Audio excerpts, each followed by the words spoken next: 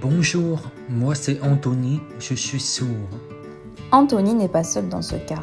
En France, 300 000 personnes sont sourdes et 6 millions ont des problèmes d'audition.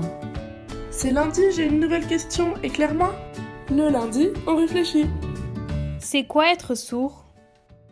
Lorsque l'on est sourd, on entend très peu ou pas les sons.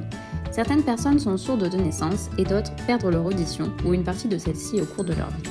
Il existe 4 stades de surdité différents.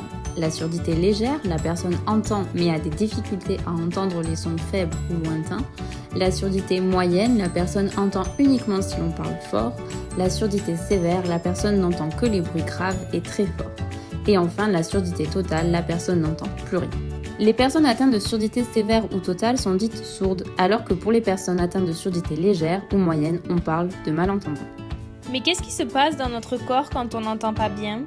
Dans ton oreille, il y a un petit élément en forme d'escargot, c'est la cochlée.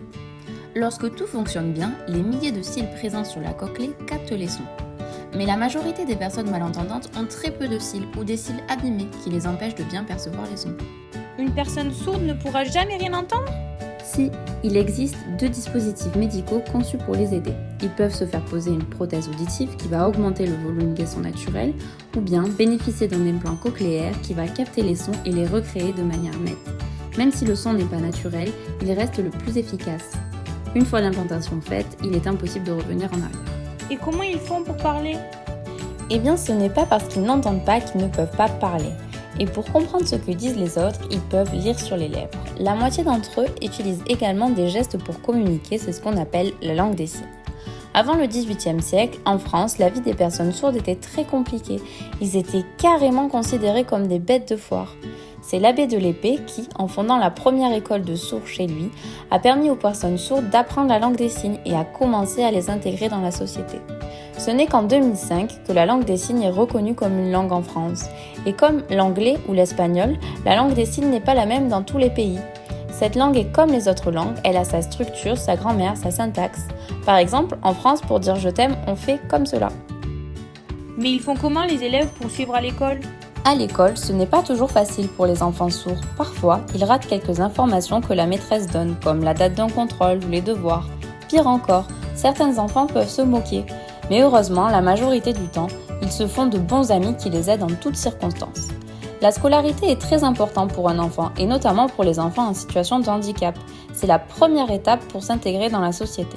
En France, depuis 2005, l'école doit être inclusive, c'est-à-dire que tout le monde doit pouvoir y aller, mais ce n'est pas toujours aussi simple. Il existe plusieurs solutions pour scolariser un enfant malentendant ou sourd. Soit il intègre une classe normale avec un accompagnement personnalisé, soit il intègre une classe ou une école bilingue langue des signes, c'est-à-dire une classe où tout le monde parle la langue des signes.